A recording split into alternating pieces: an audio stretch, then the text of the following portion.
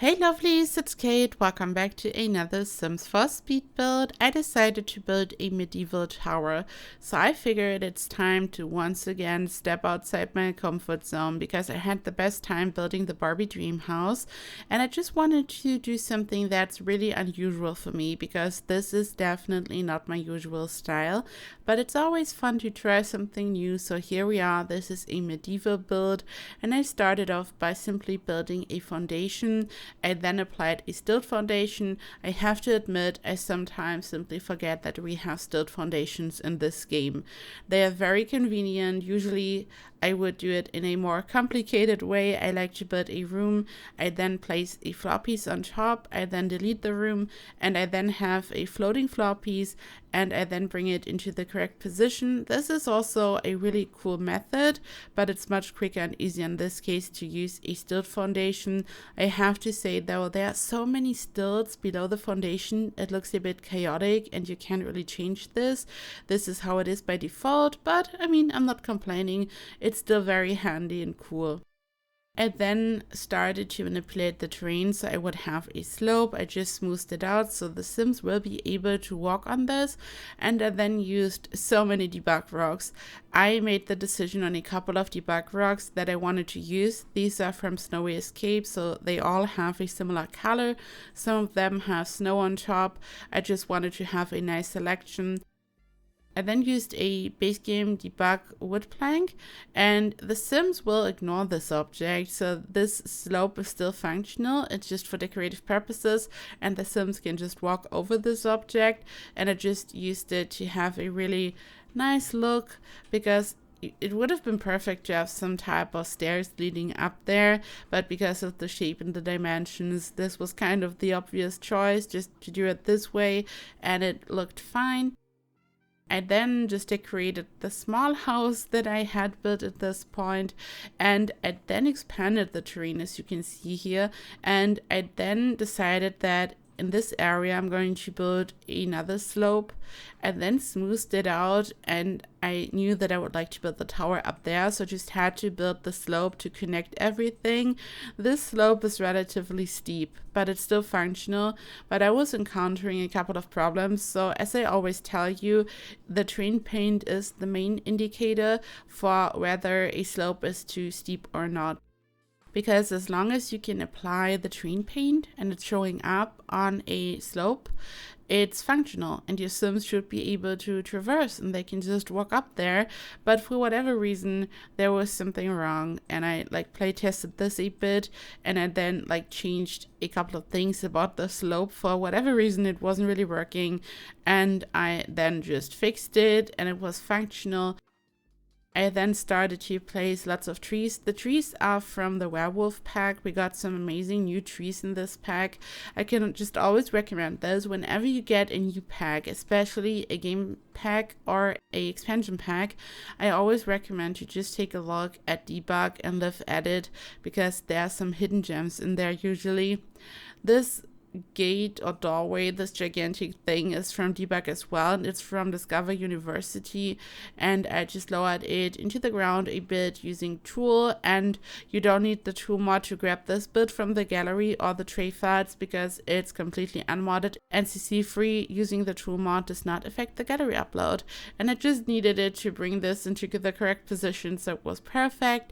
And I then used the terrain tools to create a small pond, and I just started to expand the section at the top a bit, so I was able to build the tower. And for the towers, I of course used the brand new wound wall feature. I was hesitating a bit while I was placing the first one because I wanted to find the perfect spot, and there are 3 different sizes available for curved rooms, and I used the mid size, and I then used the biggest size on top so it looks like some type of medieval tower, and I then placed a floor piece on top. This way I was able to raise the platform, and initially I had placed the smallest platform circle available at the top, so it looks like this, but you can see that there are so many glitches And this was bothering me. Like sometimes I'm just able to ignore this and I'm just patiently waiting for a patch over here.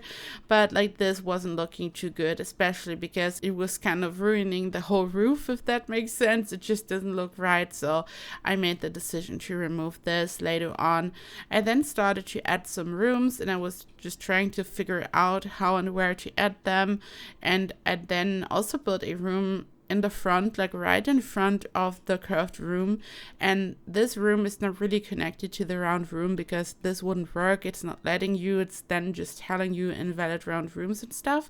So the tiny room in front of the curved room is just sitting there and it's not connected. So I simply placed a door in there, like in the front, and then also one in the round room, so it's kind of connected and your Sims can use this little room to access the round room. So I just had to use this little trick because there are some restrictions. The wallpaper for the tower is from Jungle Adventure and the bricks are gigantic compared to other wallpapers, like other brick wallpapers, and they are just perfect for any medieval look.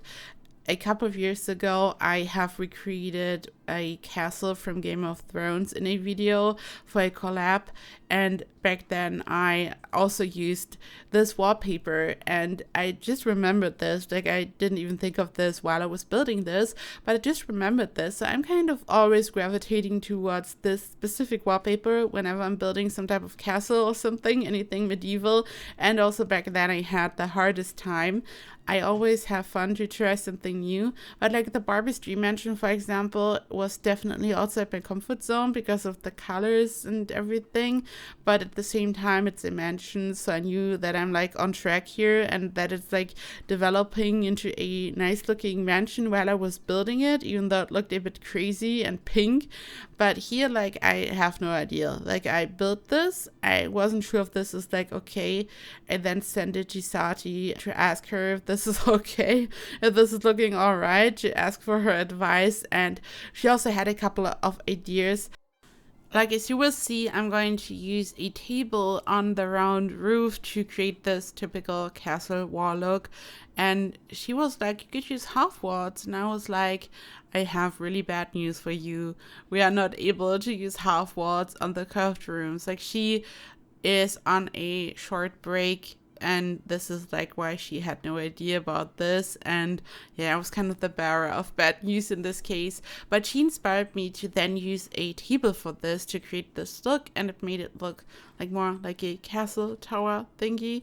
And also she said that I could use plants on top of the round roof because there are like so many visual glitches, and this is kind of hiding this. So yeah, shout out to my bestie, and I'm going to link her in the description box so you can check out her amazing channel. She's like so talented. Like, this build, this medieval build is like nothing compared to what she creates. She's like the queen of medieval builds. Why I was so happy that she gave me some advice because I needed it. Like, I'm always excited to step outside my comfort zone, but I was really happy that I could get some advice by the queen of medieval builds and fantasy builds. So this was really helpful.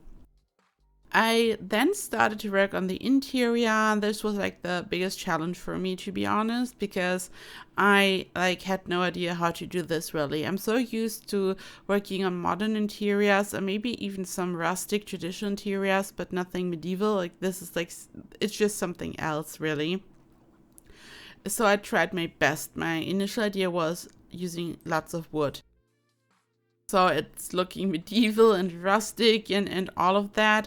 And I just wanted this to look authentic. And here you can see how I'm using the table. Actually, I just placed them on top, and you can also see the visual glitch. Like, this weird shadow in the center is happening for no reason, and it's a bit annoying. Yeah, and then I worked on the kitchen. At first, I wanted to use these counters from vampires, but then changed them and used counters from the base game, and I was just trying to make this work and trying to make it look medieval, and I feel like it's really hard to make it look authentic and good. I know that lots of builders are really good at this, like Sati, for example, but I just have a hard time doing this, and I did my best here. Like, I wanted to create this cute area next to the island counter. I placed, I don't know what I placed on top, a candle. I don't know, we will see in a second. And I just wanted to decorate this a bit. I used different plants and also lots of candles because I feel like candles make it more medieval and authentic. I then changed some of the windows to make the cabinet situation work.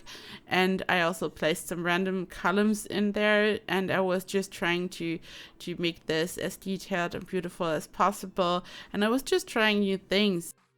Oh, and also today, the day that I'm uploading this, is the anniversary of my channel. It's been 4 years since I created this channel and started uploading. So today, 4 years ago, I uploaded my very first video on this channel, the Serpentine Lodge, and I still remember how I've built it, the whole recording process, and just trying to create my first video, and all of this was just so exciting, and I just can't believe that it's already been 4 years, and we've just had so many amazing moments on this channel together. So much has happened. So many Sims packs came out.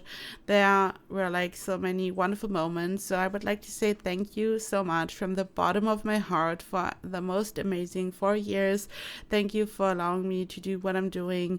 Every single milestone, every single great thing that has come from this has happened because of you. You've made all of this possible, and I'm so grateful, and I'm just so thankful for every single one of you who is here watching my videos, and I just can't thank you enough. You have like literally changed my life. The last 4 years have been so amazing, and I can't wait to see what the next years will bring. Also the next year, like what's going to happen the next year, which packs will come out, and I just can't wait to see what's going to happen. I'm also just so happy creating right now. Some of you know that like my life was kind of a bit crazy last year. Like at the end of August, I was on a break due to some personal stuff, and I just had a really hard time. I was on multiple breaks and I couldn't create, and I'm just so excited to be back now and that things are better. And I'm also excited that you are still here, because I would have never thought that I could take all these breaks, and then like all of you are still here, you're watching my videos, supporting me, and I just can't thank you enough. Thank you from the bottom of my heart, and I'm just so happy to be here creating, and to just that you are all here. I love you so much. So thank you so much for the most amazing 4 years together. Also, let me know in the comments down below if you would like to tell me for how long you've been watching me. Like, when did you discover me? Maybe someone's even here who has watched my first video back then when it came out, or one of my first videos. And also let me know what was your favorite moment here we had together. Maybe your favorite build. I don't know, just let me know so we can just walk down memory lane and just, maybe we can just think back to what we have experienced here together.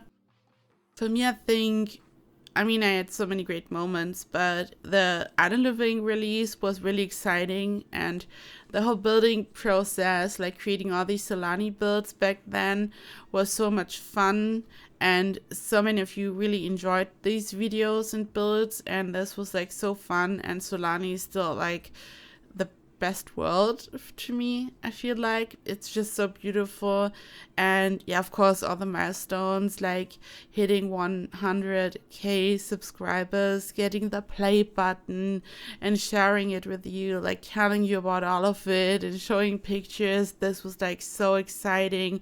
There were like so many amazing milestones, and thank you so much. And here I'm furnishing. The whole interior is a bit random and weird. I know I say this about a lot of my floor plans because I'm always ringing my floor plans, but here in this case, this is really a really weird case, a really weird floor plan because of the round shapes. Like, we are really restricted when it just comes to adding rooms inside a round section and everything. So it's kind of weird. So, you just saw what I've created, like what I furnished and how I did this. This up here might be the master bedroom. I have this gigantic round section. This is like the round room at the very top where I had used the biggest curved room available to make it look like a castle tower. And I just turned this into this beautiful princess bedroom. I just had to think of Rapunzel, especially because it's at the very top, and I just wanted this to look medieval but still like a bit like cute and all that. And I just remembered that I also had to furnish this small room, like this small tiny house that I had built at the very beginning, and I just turned this into a small bar so your Sims can just hang out there, have a good time. And this is almost it. You will here see lots of screenshots. This build is fully furnished, it's CC free and unmodded. It's available in the gallery, so you can just grab this from the gallery. My ID is KateEmerald, and you can also grab the tray fats from my Patreon. And speaking of which, it's time to thank my wonderful Emerald Patreons and my Emerald YouTube members. A big thank you to Mehmet Ali Baris Khan, Paula Anna, Asia, Emma Barnes, Lisa Martin, Leah Cross, Saturated Spark, Shannon McClam, Stephen, and Helena Lynn. Thank you so much for your huge support. Also, a big thank you to all my other Patreons and YouTube members. I love you all so much. And a big thank you to anyone who's here to watch my videos. I love you, and I hope you will have the best day, and I hope to see you in the next video. Bye bye.